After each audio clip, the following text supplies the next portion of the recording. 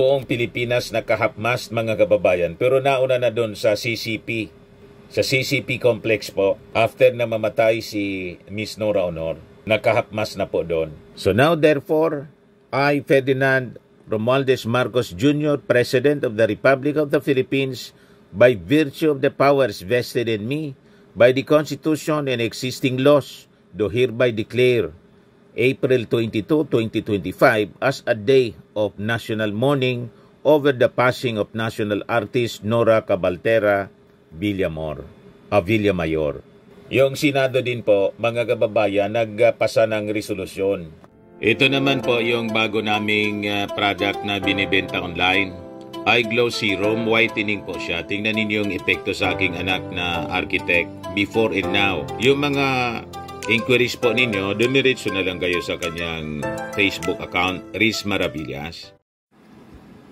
As you know, mga kababayan, yung ating national artist and superstar, Miss Nora Aunor, ay dinala na po sa huling hantungan. Binigyan siya, mga kababayan, ng honor sa pamamagitan ng state funeral sa libingan ng mga bayani. Doon sa section ng libingan ng mga bayani, reserve para sa mga national artists. May section pala dyan sa libingan ng mga bayani na nakareserba talaga sa ating mga national artists and mga scientists po. Hindi lang mga sundalo at former president ang pwedeng ilibing, mga kababayan, sa libingan ng mga bayani. So yun nga po ang nangyari kanina, 12 o'clock noon time, mga kababayan. Umiyak ang buong Pilipinas. Binabasa ko yung mga reactions ng mga mamamayang Filipino, mga fans, mga kababayan ni Ate Guy, na aming kababayan dito. Sabi nila, ngayon lang anya ako umiyak sa isang namatay na artista. So ganun nila kamahal, mga kababayan, abang nanonood tayo kanina sa live coverage ng ANC. Yan po yung live coverage ng ANC.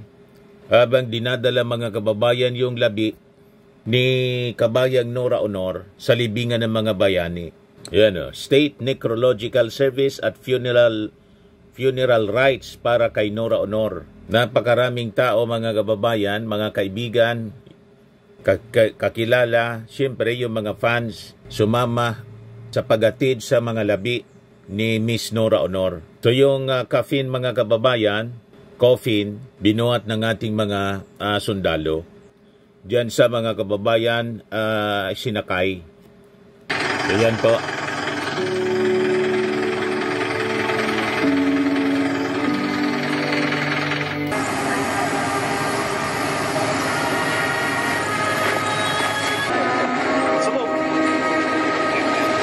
So ito na yung binabasbasa na po yung kanyang labi.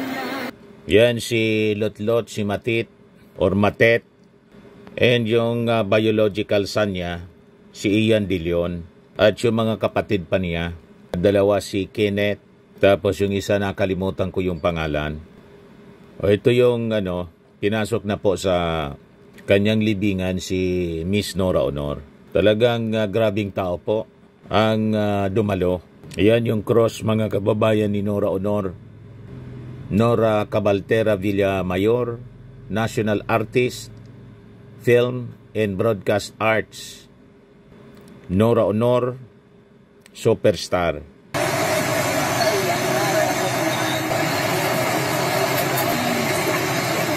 So makikita natin, mababasa natin dito yung mga pakikiramay ng kanyang mga fans. Unlimited ang luha ko dito. Paalam, our beloved superstar. Wala kang katulad.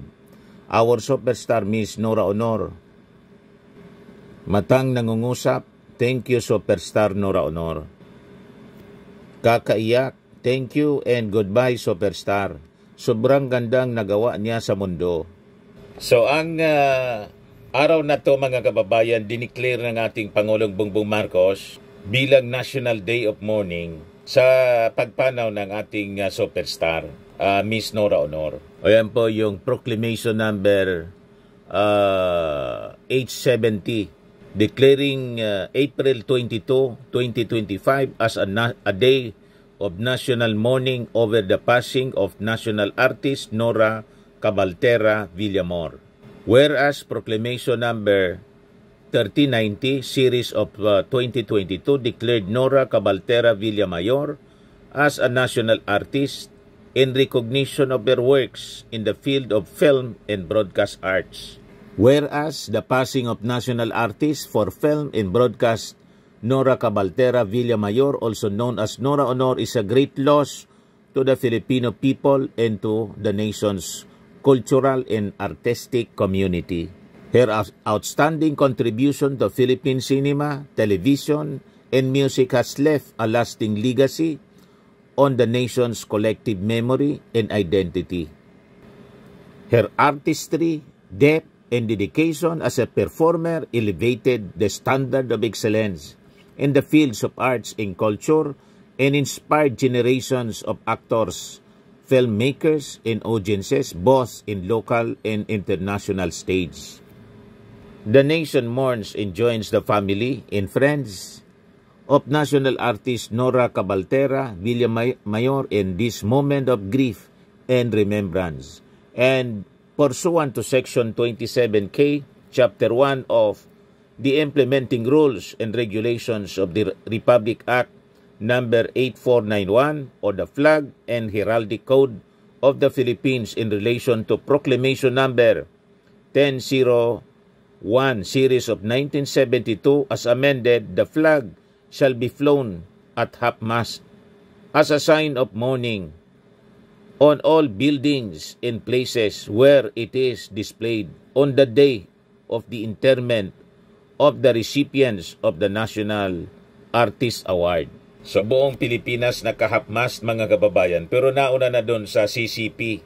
Sa CCP complex po, after na mamatay si Miss Nora Honor, naka-half-mast na po doon. So now therefore, I, Ferdinand Romualdez Marcos Jr., President of the Republic of the Philippines, by virtue of the powers vested in me by the Constitution and existing laws, do hereby declare April 22, 2025 as a day of national mourning over the passing of national artist Nora Cabaltera Villamayor. Yung Senado din po, mga kababayan, nagpasa ng resolusyon. Ayan o. Senate Resolution filed honoring Nora Honor Pilita Corrales. Sunod-sunod nga po yung nangamatay. Una si Pilita Corrales ngayong April. Then after 1 week, sumunod mga kababayan, si Miss Nora Honor. Then, kahapon lang, si Pope Francis. Kaya buong mundo, nagluluksa mga kababayan ng buong mundo. Then, kanina lang yung balita, yung OPM icon na si Haji Alejandro naman po yung namatay. So this time, may Senate resolution na po na pig-file honoring Nora Honor and Pilita Corrales. So ito po yung kanina, salute to the national artist. Paalam at salamat Nora Honor, finally laid to rest. Ngayon, pati yung Santo Papa, may resolution na rin po, yung Senado. Resolution honoring Pope Francis' life, legacy, filed in Senate. So yun po ang mga nakakalungkot na mga pangyayari ngayon dito po sa ating bansa at pati sa buong mundo sa sunod-sunod na pagkamatay ng mga kilalang personalities po. O ngayon, si Sara Duterte mga kababayan, nagpalabas din ng statement. O yan o, Sara Duterte, Pope Francis taught us to be kind, merciful when the world was not.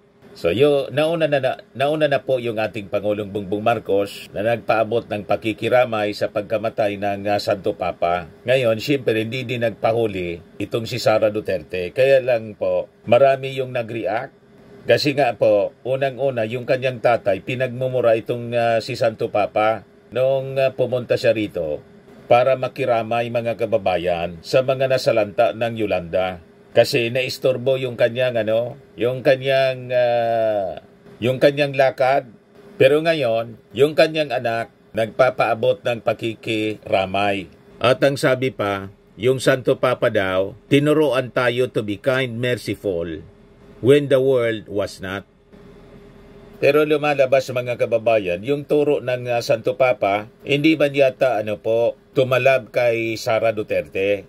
Kasi alam naman ninyo po kung ano yung mga pinagagawa, Yung pagbabanta sa ating Pangulong Bongbong Marcos, sa First Lady, tapos po kay Martin Romualdez. Pagkatapos may statement pa siyang ganito na nalalaman na tinuruan niya tayo to be kind and merciful.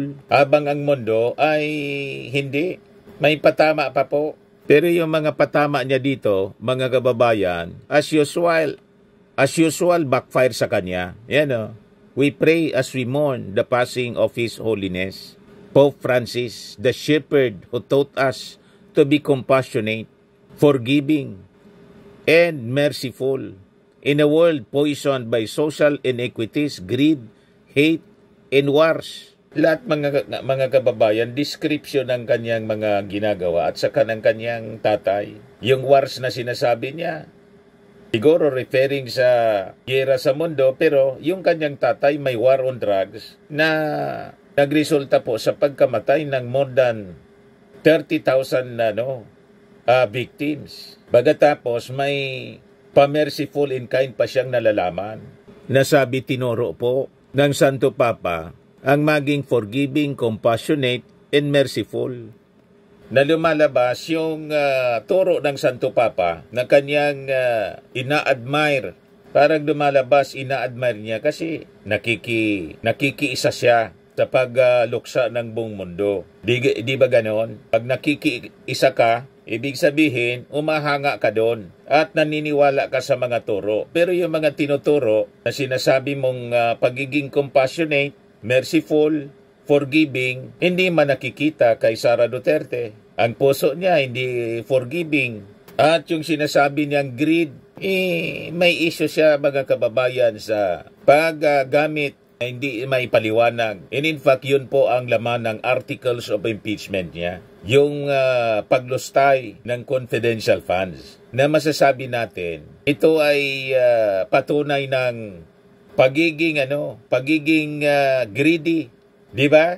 Ganon ang ibig sabihin nun. Kaya napapaisip ako mga kababayan kung itong mga sinasabi na minsay ni Sara, pinag-iisipan ba niya ito o para lang sa politika niya? Ika nga sabi ng ibang mga observers, parang ito, damage control sa kanyang pagkatao, pang-cover sa kanyang pagkatao mga kababayan. Yan sabi niya dito sa mensahe. Duterte also urged Catholics to continue the Pope's mission of compassion and mercy. So yung moral ascendancy ni Sara Duterte na magsalita ng ganon na ipagpatuloy niya natin yung misyon ng Santo Papa of compassion and mercy. Na siya nga po nagbitaw ng mga pananalita na walang merciless po. Yung bantaan mo yung ating Pangulo na ipapapatay. At no joke. Tapos yung bangkay ng tatay ng ating Pangulo, gustong ipahukay, hukayin niya daw at itapon pa sa West Philippine Sea. So, nasaan ang compassion doon mga kababayan? Di ba? Baliktad sa kanyang mga sinasabi, yung kanyang ginagawa. So, sabi niya dito, may we find strength and continue to live with the aspirations left by His Holiness as a man with a mission to bring the gospel to the faithful, especially the poor, the sick, and the dying. Let us pray for the eternal repose of the Holy Father, Pope Francis. Requiescat in pace, or may he rest in peace, sabi po ni Sara. Mga kababayan, we pray as we mourn the passing of His Holiness Pope Francis, the shepherd who taught us to be compassionate, forgiving, and merciful. In a world poisoned by social inequities, greed, hate, and wars, he led the Roman Catholics with humility, dedication, and faith as a disciple of God. May we find strength and continue to live with the aspirations left by His Holiness as a man with a mission to bring the gospel to the faithful, especially the poor, the sick, and the dying. Let us pray for the eternal repose of the Holy Father, Pope Francis. Requiescat in pace. Yan po ang mensahe ni Sara na sa tingin ko wala man po sa loob. Walang espiritu. Walang sincerity mga kababayan. Kasi yung mga sinasabi niya, baliktad man po sa kanyang mga ginagawa.